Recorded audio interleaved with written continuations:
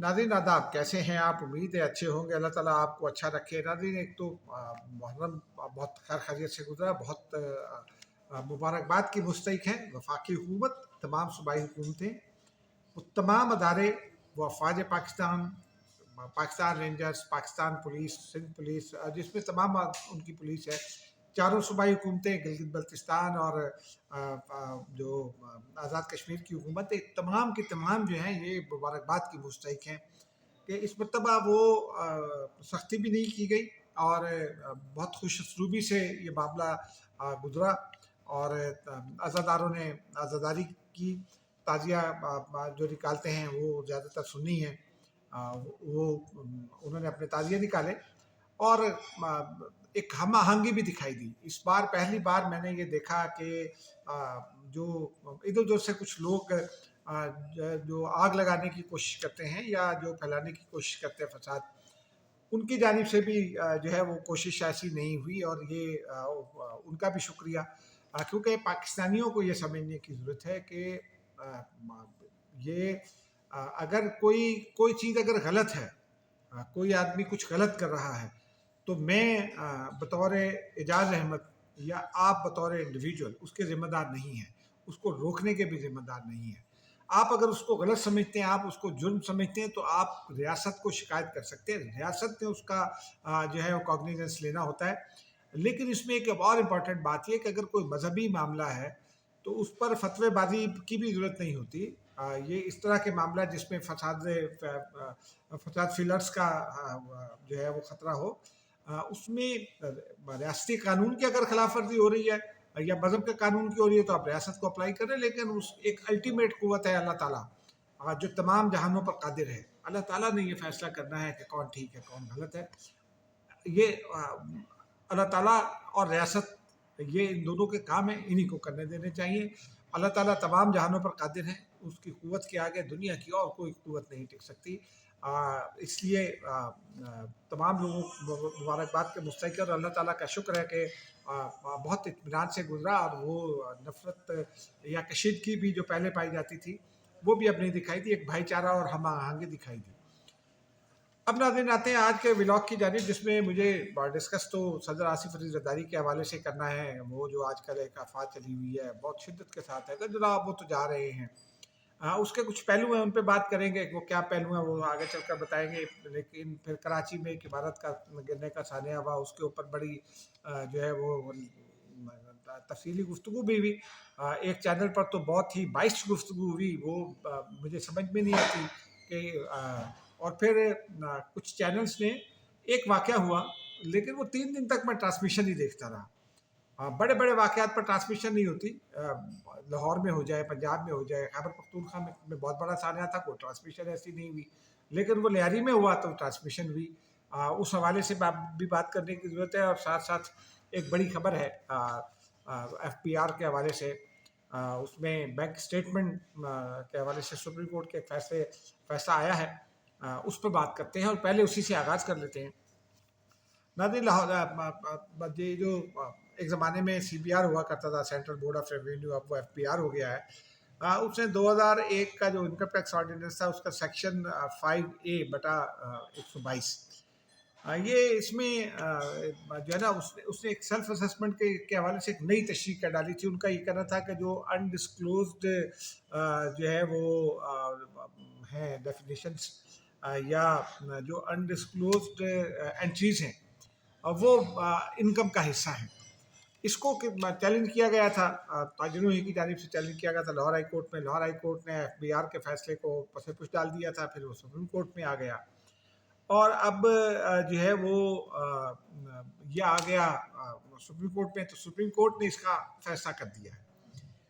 उसमें ये कहा गया है, ये जो FBR था उसका ये कहना था कि जी ये तो इनकम का सबूत इसलिए कि ये अकाउंट है ही इसी मकसद के लिए, और उनका ये कहना था कि अनडिस्क्लोज एंट्रीज जो हैं वो क्रेडिट एंट्रीज जो हैं ये हैं, और ये क्रेडिट एंट्रीज सबूत हैं इस बात का कि ये इनकम है। और इसीलिए उन्होंने 2001 का जो इनकम टैक्स ऑर्डिनेंस था उसमें अपनी ये तशरीह की थी, सेक्शन 122 बटा 5A की। लेकिन वो जब ये سپریم کورٹ میں آیا تو وہاں موقف اختیار کیا جو وکیل شفائی تھا، اس کا یہ کہنا تھا کہ یہ جو یہ ڈیفینیٹ انفارمیشن نہیں ہوتی، یہ جو انٹریز ہیں انڈسکلوز انٹریز، یہ ڈیفینیٹ انفارمیشن نہیں ہوتی، اور یہ انکم کا حصہ نہیں ہو سکتی. اور یہ بات درست ہے. دیکھیے نا، ہم آپ روزانہ کرتے بھی ہیں. مثال کے طور پر ہم معاشرے میں کمیٹیاں ڈالتے ہیں گھروں میں. اب وہ کمیٹی ڈالنے والے کچھ رشتہ دار بھی ہوتے ہیں، وہ دوسرے شہر میں رہتے ہیں. میرے یہاں ڈلتی ہے، میری بیگم ڈالتی ہیں، تو وہ میرے اکاؤنٹ میں پیسے آتے ہیں، میں نکال کے ان کو دے دیتا ہوں. ٹھیک ہے جی. یا ہم بھیجتے ہیں. پچھلی کمیٹی ہم نے ڈالی تھی، اس سے پہلے اب میرے کوئی اور عزیز ڈالنے تو وہ کراچی بھیجتے ہیں، تو وہ اب ان کو پیسے بھیجنے ہوتے ہیں تو وہ آن لائن ہی بھیج دیتا ہوں میں، یا بینک سے بھیج دیتا ہوں. اسی طرح کچھ دوست ہیں ایک دو بیرون ملک، وہ کبھی کبھار یہ کہتے ہیں کہ میرا بیٹا بڑا ہو گیا تو سال میں ایک آدھ دفعہ جی اس کے لیے عید بھیجنی ہے. اب وہ میری انکم تو نہیں ہے، وہ تو ایک عید گفٹ ہے میرے بیٹے کا. اچھا وہ آ گیا. اسی طرح اور لوگوں کے ساتھ بھی ہوتا ہے. تو یہ اس کو جب آپ ایف بی آر جو ہے وہ انکم میں شمار کرنا شروع کر دیں، یا بعض اوقات ادھار کی ضرورت پڑ جاتی ہے. بہت ساری دفعہ ابھی پچھلے دنوں میں کچھ ہوا ایسا کہ مجھے گھر چینج کرنا پڑا تھا، ایک شادی تھی، اور یہ اوپر خرچوں کی وجہ سے مجھے ایک ضرورت پڑی. تو میں نے کسی سے ادھار لیے، اور وہ ادھار میں نے میرے اکاؤنٹ میں آیا. اور شادی پر جو ہے وہ پھر میں نے کسی سے ادھار لے کر کسی اور کو دیے. تو وہ بھی یہ میں مثال دے رہا ہوں کہ میرے فرض کیجئے میرے یہاں شادی ہے، اور کسی عزیز کی شادی ہے، اور وہ مجھے کہتا ہے کہ یار مجھے اتنے پیسوں کی ضرورت ہے، اور اس کے چونکہ شادی ہے میں اس کو نہ نہیں کر سکتا، تو میں کسی دوست کو کہہ دوں کہ یار مجھے اتنے پیسے چاہیے، اور یہ میں وہ منگوا لوں اپنے اکاؤنٹ میں، اس کو دے دوں، تو یہ میری انکم نہ ہوئی، یہ اس آدمی کی بھی انکم نہیں ہوئی جس کو میں بھیجوں گا. تو ایسا پھر بازاروں میں بھی کمیٹیاں ڈلتی ہیں، روزانہ کی بنیاد پر لاکھوں روپے کا لین دین ہوتا ہے. کبھی ادھار دیے جاتے ہیں، کبھی کسی اور مد میں دیے جاتے ہیں. تو یہ انکم نہیں ہوتی، اخراجات بھی نہیں ہوتے. تو یہ اسی لیے ان کو انڈسکلوز انٹریز کہتے ہیں.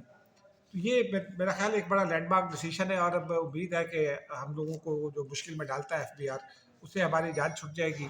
اب ذرا ناظرین آ جاتے ہیں کراچی کی جانب. یہ میں نے دیکھا وہ بغدادی میں بلڈنگ گری، 27 لوگ اس میں جاں بحق ہوئے. اس میں کوئی 20 لوگ جو ہیں وہ ہندو برادری سے تعلق رکھتے ہیں. تو اللہ تعالیٰ جو ہے وہ، چونکہ ہندو بھی ہماری طرح اللہ کی مخلوق ہیں، اللہ تعالیٰ ان کو حوصلہ دے، ان کے رشتہ داروں کو، اور جو مسلمان جو ہے وہ جاں بحق ہوئے ان کو بھی حوصلہ دے. لیکن ناظرین یہ بلڈنگ کا جو کلیپس ہے یہ ہمارے اوور آل معاشرے کو ظاہر کرتا ہے. ایک بات تو یہ ہے کہ ہمارے معاشرے میں کرپشن بہت ہے. جو بلڈر ہے وہ درخواست ڈالتا ہے 5 منزل کی، اور تعمیر کرتا ہے 8 منزلیں، ایک بیسمنٹ اور 2 اوپر وہ کر لیتا ہے. یعنی وہ بیسمنٹ سمیت 5 منزلہ عمارت کی وہ دیتا ہے. بعضوں کا ڈبل بیسمنٹ بنا لیتا ہے، اوپر کم کرتا ہے. لیکن جو اسٹرکچر کھڑا کرتا ہے اس میں اس کی، چونکہ وہ کنسٹرکشن میں بھی پیسے بچانا چاہتا ہے، وہ مجھ سے آپ سے تو پیسے لے لیتا ہے، وہ ہم سے آپ سے ہمارا خون نچوڑ کے منافع لے لے گا. غریب لوگ جمع پونجیاں جمع کراتے ہیں، ابتدائی وہ جو رقم ہوتی ہے بیانہ دینے کی، اور پھر اس کے بعد قسطیں دیتے رہتے ہیں. سالوں بعد ان کو وہ فلیٹ ملتا ہے، اور تھوڑے دن کے بعد عمارت گر جاتی ہے. تو ایک تو سب سے بڑا ذمہ دار تو وہ بلڈر ہے. اس بلڈر کو تو ناظرین چاہے وہ اس عمارت کا ہو یا کسی اور کا بھی ہو، اس کو نہیں چھوڑنا چاہیے. اس کو اگر جب نسلا ٹاور ہوا تھا، ان بلڈرز کو ڈھونڈ کر انٹرپول کے ذریعے کارروائی کر کے ان کو لایا جاتا اور ان کو سزا دی جاتی، تو پھر یہ کوئی دوسرا بلڈر نہ کرتا. تو یہ ہمارے سسٹم کا بھی فالٹ ہے، لیکن یہ ہماری اخلاقیات کا بھی فالٹ ہے. یہ ہماری اخلاقیات کا پرابلم ہے. دوسرا اس میں سرکاری مشینری ہے. آج وزیر اعلیٰ سندھ نے، میں ان کو خراج تحسین پیش کرتا ہوں کہ انہوں نے یہ کہا جاتا تھا کہ جی وہ ایس سی پی اے کے جو ڈی جی ہیں سندھ، وہ بلڈنگ کنٹرول اتھارٹی کے ایس پی سی ہے، وہ جو ڈی جی ہے وہ پتہ نہیں کس کا آدمی ہے، تو وہ تو یوں ہو جائے گا، وہ ہو جائے گا. مراد علی شاہ نے اس کو کہا کہ آپ کو تو شرم آنی چاہیے کہ آپ بھی یہاں آ گئے، اور پھر اس کو معطل بھی کیا. بخیر سعید علی کو کہا کہ ان کے خلاف مقدمہ بھی درج کروائیں، اور باقی جو لیاری میں تعینات تھے ان کو بھی معطل کر دیا، کیونکہ وزیر اعلیٰ سندھ نے اس موقف کو قبول نہیں کیا کہ 3 نوٹس دیے گئے تھے.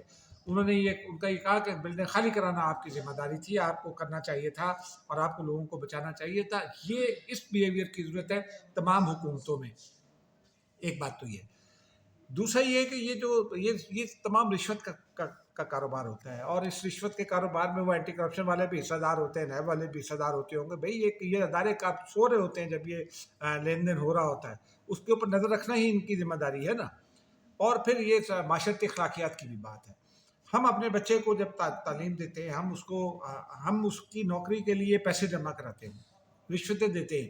رشوت دے کے اپنے جس بچے کی آپ نے نوکری لی، آپ اس کو کرپشن سے کیسے روک سکتے ہیں؟ یہ بہت ہی بنیادی بات ہے جس کو سمجھنے کی ضرورت ہے معاشرے کو، کیونکہ وہ معاشرے جو ہے نا وہ آگے بڑھے ہیں، ان معاشروں سے کرپشن ختم ہوئی جس میں لوگوں نے خود یہ سمجھا ہے، میرٹ کی دھجیاں نہیں بکھیری.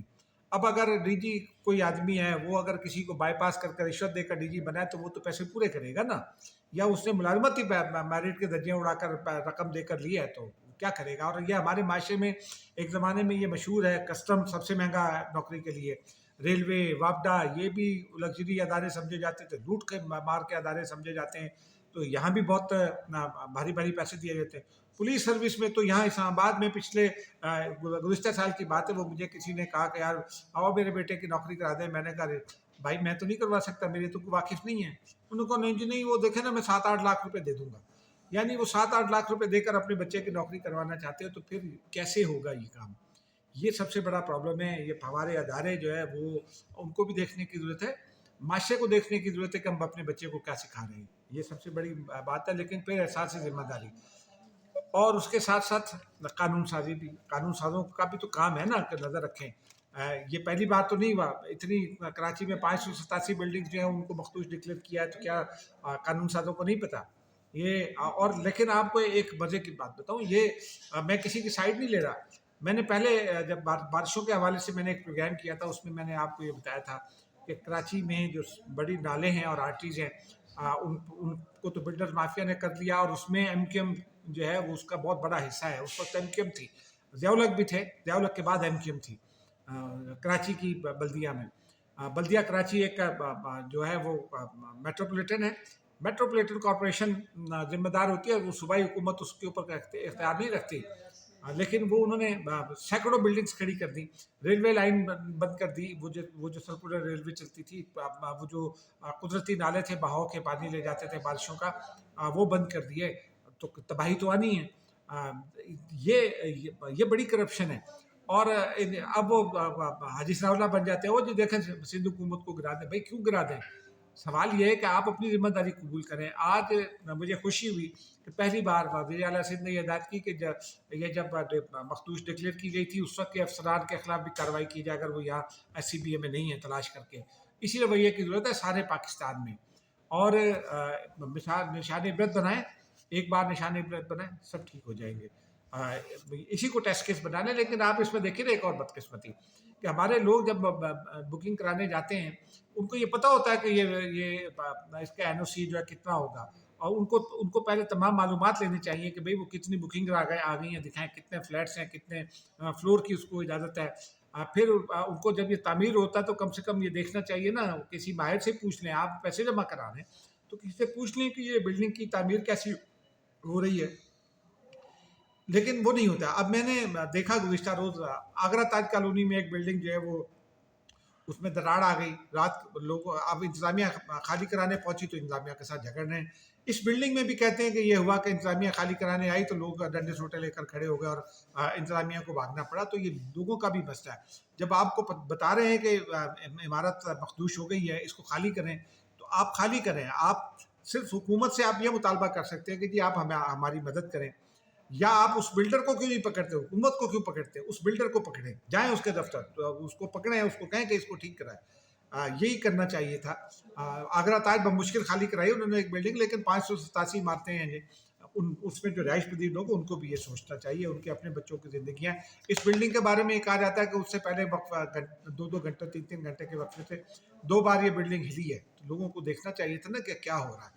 بس اب آگے بڑھتے ہیں ناظرین، اب آتے ہیں ذرا اصل معاملے کی جانب.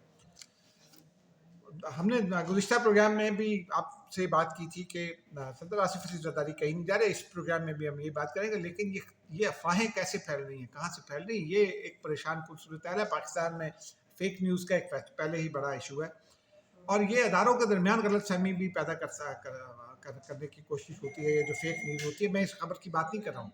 رپورٹر تو اپنی خبر دے دیتا ہے، اور اعزاز سید کی خبر ہے، وہ اچھے جرنلسٹ ہیں، لیکن بعض اوقات آپ مس فیڈ ہو جاتے ہیں. آپ کو مکمل طور پر تحقیق کرنی چاہیے اور یہ دیکھنا چاہیے کہ ہو بھی سکتا ہے کہ نہیں. اب یہ ٹھیک ہے، ہو سکتا ہے کسی کی خواہش ہو صدر درداری تبدیل ہو جائے، اور صدر درداری کی خواہش ہو، ان کی شرط ہو کہ جی میں ہٹتا ہوں، بلاول کو وزیر اعظم بنا دیں. لیکن اس میں ایک نقطہ یہ ہے کہ میں نے بلاول بھٹو سے بھی پوچھا، نقطہ یہ ہے کہ بلاول بھٹو زرداری 2.5 سال کے لیے وزیر اعظم بننے پر تیار نہیں. وہ کہتے ہیں یہ ٹینیور میں نون لیگ کی اکثریت تو اخلاقی طور پر اسی کو بننا چاہیے، اور انہوں نے اس وقت بھی یہ کہا تھا کہ ہم اقتدار میں حصہ نہیں لیں گے کیونکہ یہ نون لیگ کا حق ہے. اس بات کو آگے بڑھانے کی ضرورت ہے. دوسری ناظرین یہ ہے کہ ہم نے یہ بڑا نعرہ سنتے ہیں، وہ کہو جناب اس ملک میں آئین قانون کی کیا حیثیت ہے. نہیں، آئین قانون کی حیثیت ہے. سپریم کورٹ کے 2 فیصلے موجود ہیں جس میں انہوں نے یہ کہہ دیا ہے کہ پارلیمانی اسٹرکچر جو ہے اس کو نہیں چھیڑا جا سکتا. اب گورننس کے 2 آئین ہوتے ہیں، ایک صدارتی نظام ہے اور ایک پارلیمانی نظام ہے. صدارتی نظام کے لیے آئین الگ ہوتا ہے کیونکہ اس میں پورا جو گورنمنٹ کا اسٹرکچر ہوتا ہے، ریاست کا اسٹرکچر ہوتا ہے، اس کی نوعیت بدل جاتی ہے. ایک امریکی نظام ہے جو صدارتی نظام ہے. ایک پارلیمانی نظام ہوتا ہے جو ویسٹ منسٹر پارلیمنٹ ہے، جمہوری نظام برطانیہ والا، اس کی ضروریات دوسری ہوتی ہیں، اس کا آئین دوسرا ہوتا ہے. تو صدارتی اگر آپ نے نظام لانا ہے تو آپ کو تو پہلے آئین معطل کرنا پڑے گا، معاف کیجیے گا، آپ کو آئین منسوخ کرنا پڑے گا. آئین منسوخ کرنے کے لیے آپ کو ریفرینڈم کرانا پڑے گا. اس کے بعد آئین منسوخ ہوگا، پھر نئی قانون ساز اسمبلی بنے گی، وہ نیا آئین بنائے گی، وہ صدارتی نظام پر مبنی آئین بنائے گی. یہ جو ماضی میں ہوا 2 بار ہو چکا ہے ہمارے یہاں، 1956 اور 1962 کے آئین میں. 1973 کا آئین پارلیمانی ہے.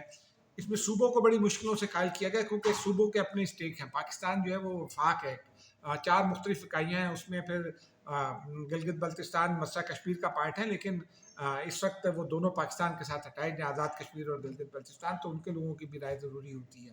تو اس وجہ سے یہ نہیں ہو سکتا کہ ہم رائے تھوپ دیں.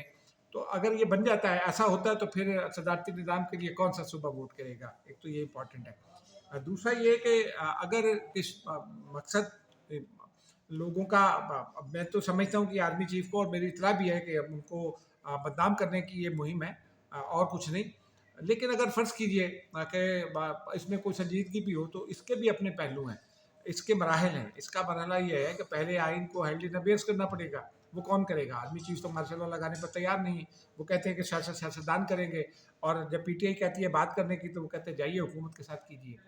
پھر یہ ہے ہائپوتھیسس جو ہے کہ وہ پیپلز پارٹی ادھر چلی جائے گی اور پی ٹی آئی جو ہے وہ اس نظام کے حق میں 27ویں ترمیم کے ذریعے ووٹ دے دے گی. یہ بھی ممکن نہیں ہے. آپ کو ہیلڈ ان ابیئرس کر کے ایل ایف او کے تحت ایک نظام لانا ہوگا. وہ نظام جو ہے وہ ریفرینڈم کرائے گا، پھر وہ الیکشن کرائے گا، اس کے بعد بنے گا، پھر اسمبلی وجود میں آئے گی، اور پھر وہ آئین بنائے گی نیا. تو یہ اسی طرح ہو سکتا ہے. مشرف نے دوسرا کام کیا تھا. مشرف چیف ایگزیکٹو بنے تھے، وزیر اعظم نہیں بنے تھے، اور صدر نہیں بنے تھے. صدر رفیق تارڑ تھے. رفیق تارڑ جب چلے گئے گھر تو مشرف نے ان کی جگہ سنبھال لی. لیکن مشرف کو اس وقت کی سپریم کورٹ نے الیکشن لڑنے کی اور آئین میں ترمیم کی اجازت دی. اس کے خلاف سپریم کورٹ کا فیصلہ موجود ہے. اس لیے یہ نہیں ہو سکتا کہ صرف چند لوگوں کی خواہش جو ہے نا وہ اس کو پورا کرنے کے لیے سارا نظام تلپٹ کر دیا جائے. یہ میں نے اپنے جو میرے عسکری ذرائع ہیں، میں چونکہ بیٹ بھی کرتا ہوں، ان سے میں نے ذمہ داری سے پوچھا. وہ بھی ذمہ داری سے کہتے ہیں کہ یہ سوائے پراپیگنڈے کے کچھ نہیں ہے. آرمی چیف کا فوکس انڈیا ہے. آج انہوں نے این ڈی یو میں تقریر کی ہے، کل اس کے اوپر بات کریں گے، انڈیا پاکستان کا کمپیریزن بھی کریں گے. لیکن آرمی چیف کا فوکس جو ہے انڈین سازشیں ان کو ناکام بنانا ہے، اور جو پاکستان امریکہ کے تعلقات ہیں، دفاعی تعلقات ہیں، اور جو جہاں وہ اپنا سوکھ استعمال کر سکتے ہیں معیشت کے لیے، سعودی عربیہ ہے اور دیگر بڑے مسائل ہیں، ان سے نمٹنا ان کا فوکس ہے، جس میں ان کو حکومت اور جو بڑی پولیٹیکل پارٹیز ہیں ان کی بھی مدد کی ضرورت ہوگی. تو اس لیے ان افواہوں پر کان نہ دھریں. مجھے اجازت دیجیے. خدا حافظ.